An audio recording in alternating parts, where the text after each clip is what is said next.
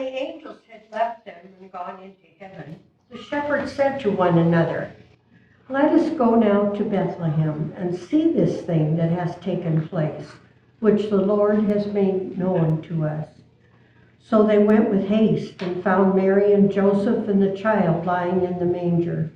When they saw this, they made known what had been told them about this child. And all who heard it were amazed at what the shepherds told them. But Mary treasured all these words and pondered them in her heart. The shepherds returned, glorifying and praising God for all they had heard and seen, as it had been told to them. This is the word of the Lord. Thanks be to God. So before we talk about the shepherds, I want to talk about something else real quick, quite logically, which of course is kindergarten. It'll make sense, maybe. In the late 80s, the state of Tennessee decided they wanted to do a study on whether or not the smaller classroom sizes made a big difference in the younger grades. So they took kindergartners through third graders and they randomized them amongst 79 different schools and teachers, and then set them, some of them in smaller class sizes and some of them in larger class sizes, and to see what would happen. And because they identified these kids, they were able to continually follow these kids, not only through their school years, but then beyond, because it's been a little while since the late 80s. And they have continued to watch and monitor these kiddos through the process. And over the years, other people came along and recognized that they had actually collected a lot more diverse data than just the kids and which classroom they were in. They also collected data about the teachers and the schools and everything else. And they recognized that in this data set, they could find a lot of different factors to look at beyond just classroom size. Now, they did find that smaller classroom size was helpful to kids in their achievement moving forward. This probably doesn't surprise any of us, especially those of us who have been anywhere around education, that may be the case. What they found that was actually more surprising is that there were other factors that were more important to the future success of these children than simply classroom size. And when they looked ahead at when these kids were in their early to mid and late 20s, where they were working and primarily how much money they were earning in those years, they found that there was one factor that stood out more than any other factor to determine how well they would be doing in those years in their 20s. And the factor that they figured out it mattered the most was not one anyone was expecting to see. And it's not one that I imagine, unless you are aware of this study, you can guess. The factor they figured out was more important than anything else was how experienced and long-serving their kindergarten teacher was. If the kindergarten teacher was a more tenured, longer-serving teacher, kids were 2.5 times more likely to be higher earners in their 20s than anything else. We're going to come back to that in a minute. But first, shepherds. Now, the shepherds, as we talked about in the beginning, are an interesting bunch, and it's an interesting bunch that they actually got included here at the Nativity story. Because the shepherds were not the elegant, perhaps, stately, frankly, clean people that we would have expected them, that we often portray them as in our Nativity stories. The shepherds were the ones doing the job that nobody else wanted to do. They lived literally on the outskirts of town because that's where you kept the sheep. They were not usually or almost never keeping their own sheep. They were hired usually by a village. Each person in the village may have 2 or 3 sheep that together make up a decent-sized flock, and the village would together then hire shepherds who tended to itinerate from town to town, place to place, usually when they got themselves into trouble. And so shepherds did not have a strong reputation. There is contemporary writing from the 1st century where there's a lot of disparaging things saying about shepherds. It is not something that you would want your children aspiring to do. because if you're an itinerant shepherd, that means you don't own land, which is probably a big deal. And if you're moving to place, it means you probably aren't married, you don't have kids, which is also a really big deal, or any of those other markers of success of the community at a time. So the shepherds also had to do something else that was considered very unfortunate for the time, is that while everyone else in Jesus' time did things like observe the Sabbath, the predators that would prey on the sheep did not do that. Wolves don't take Sunday off. So shepherds would have to work on the day when nobody else would have to work.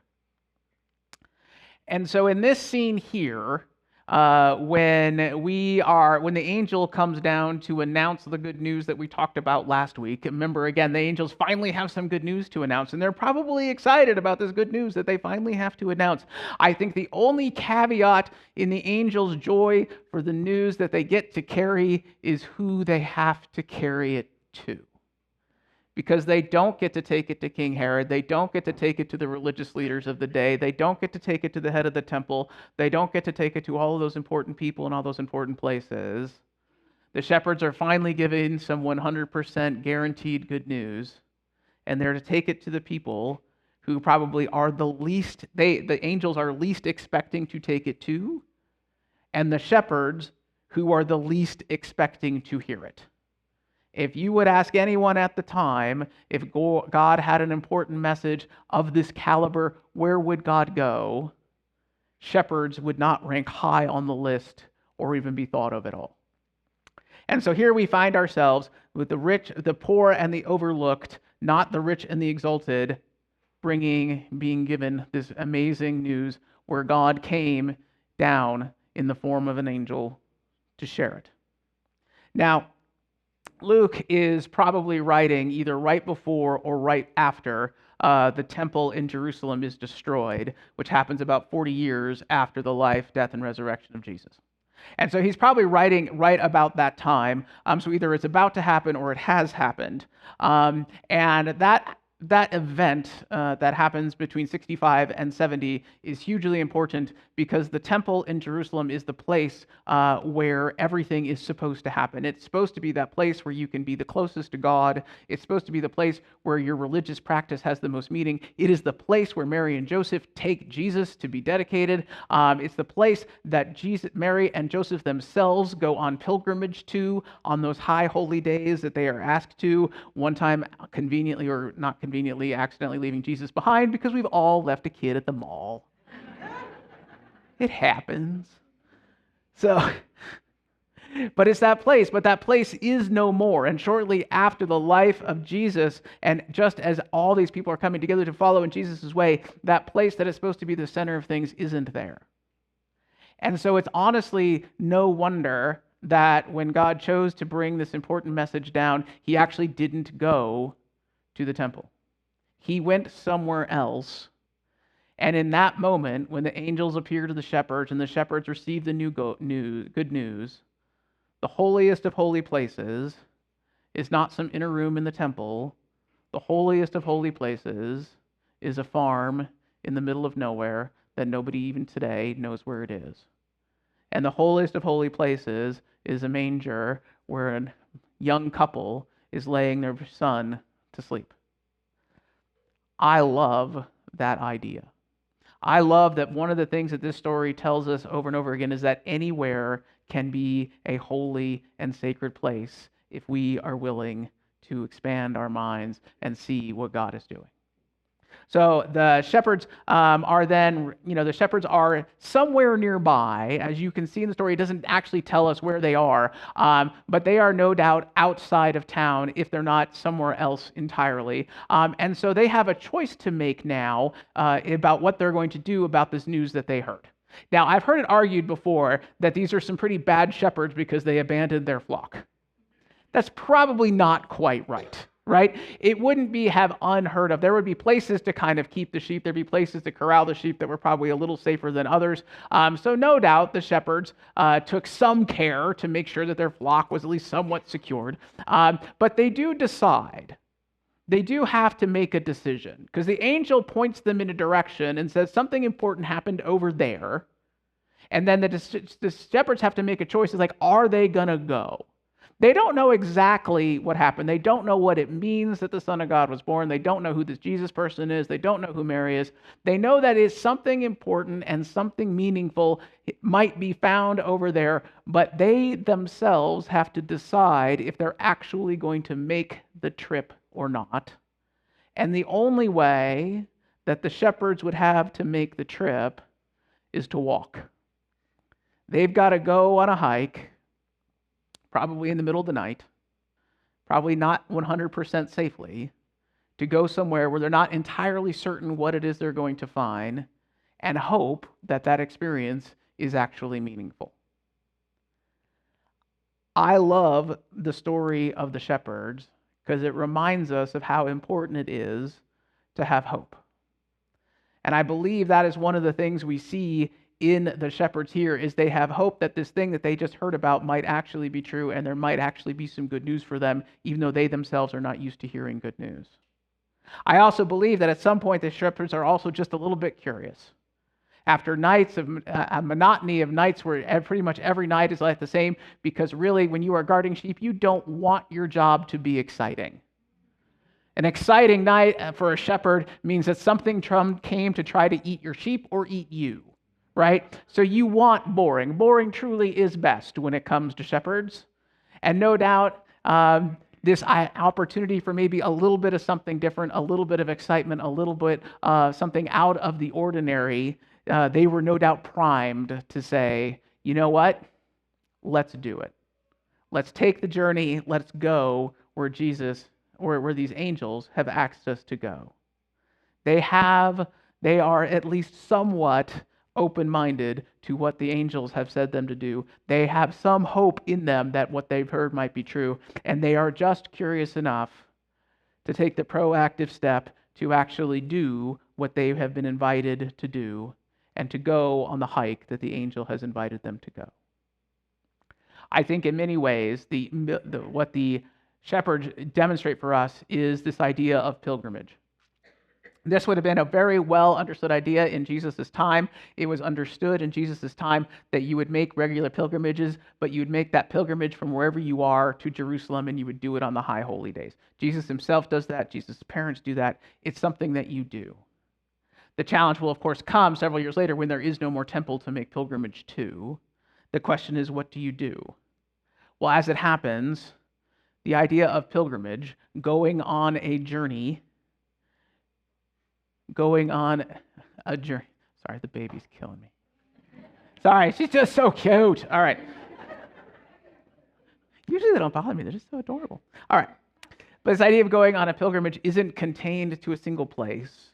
And I think those of us who spent time in this part of the world, if we've ever done any hiking in the mountains or done anything like that, you recognize that even the most common and everyday places can become sacred. Now, there's a lot of modern places of pilgrimage that happen today.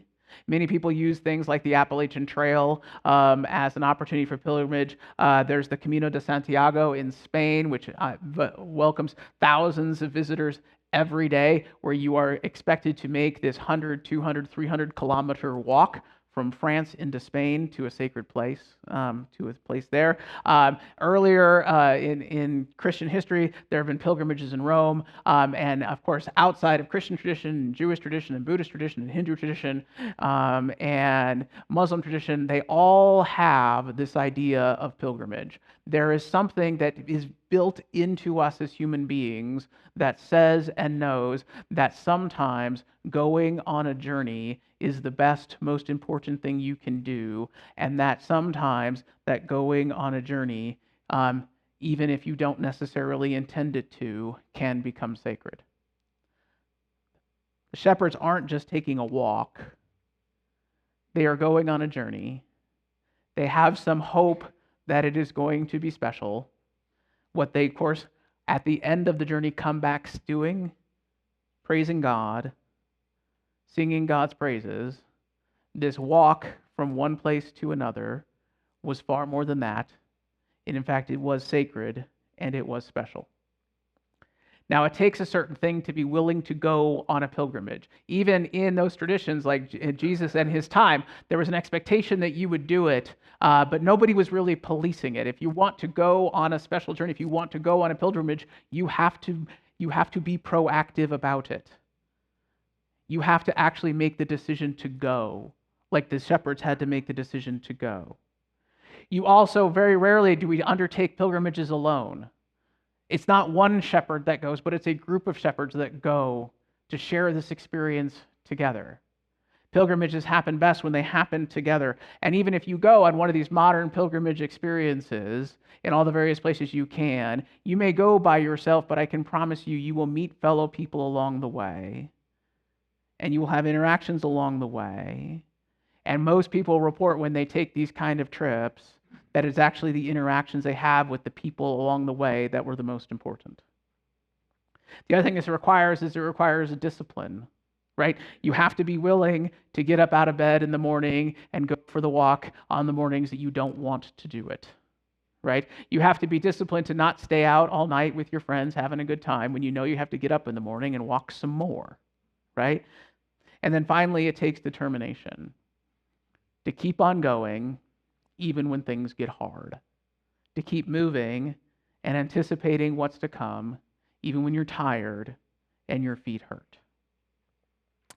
Adam Grant, in his book Hidden Potential, recognized that those 4 attributes, the idea of being proactive, the idea of being pro-social, the idea of being disciplined, the idea of being determined, that it is actually those 4 attributes that students with experienced kindergarten teachers received that served them so well later in life. When they analyzed the data, they couldn't quite figure out what made the kindergartners special who had the experienced teachers, but when they tracked those kids into their 4th grade year and their 8th grade year and started to evaluate them then, what made them stand out was not that they were inherently, intrinsically smarter than everybody else. It wasn't that they were all from well-off families, because they were not. It wasn't anything like that. What they discovered in their 4th grade and 8th grade year is that those kids had an extra sense of proactivity. They were more proactive, more pro-social, more disciplined, and more determined than their peers. And that is what made the difference. And somehow, some way, in a way that we still don't honestly quite understand, those experienced kindergarten teachers were able to instill that in them at an early age, and it played dividends for them well into their adulthood. I think those same things are what we get and what we can nurture in ourselves when we take the opportunity to go on these important journeys and pilgrimage experiences. When we give ourselves the time to step outside of our daily lives, when we give ourselves the time to step outside of our normal routines and do something for no other sake than our own development and the fact that we may find a little bit more about ourselves and God at the end of it. When I thought about this, I couldn't help but think about my own annual pilgrimage experience when I was growing up as a kid.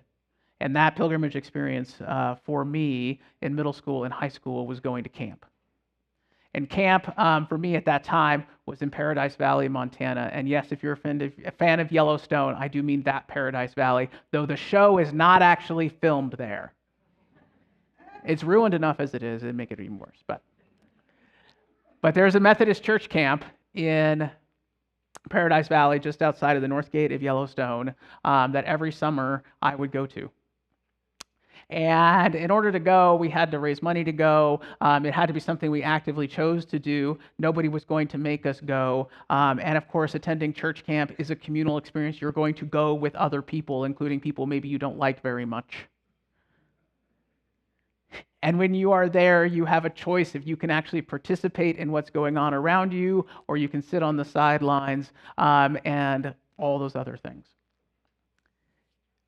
My annual pilgrimage to camp was for me, certainly, my most important experience in developing my faith, in developing how I understand who I am and how I understand who God is.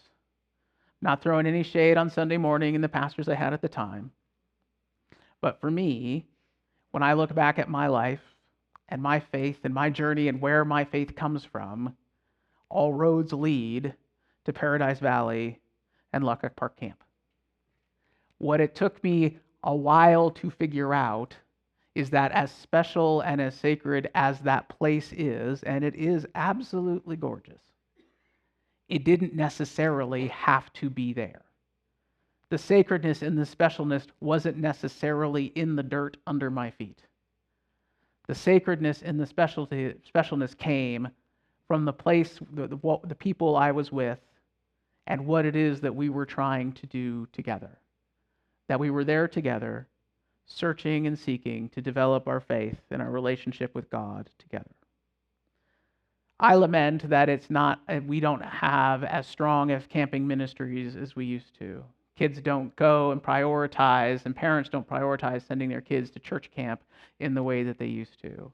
But in many ways, what I have seen is the current incarnation of things like mission trips have really sort of taken that place. And I celebrate that. And in fact, in some ways, I don't know if the mission trips aren't even a little bit better source of pilgrimage, because mission trips tend to move from place to place.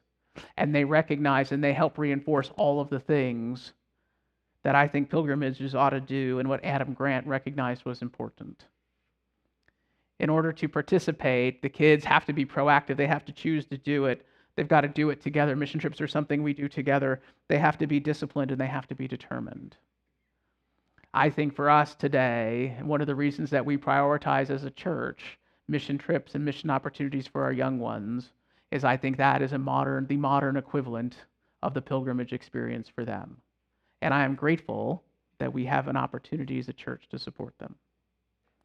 As we get older, I think it becomes harder for us to find these times and opportunities because there's so much in our lives, there's so much demanding our attention, there's so many other things that feel more important than simply going through a walk in the woods.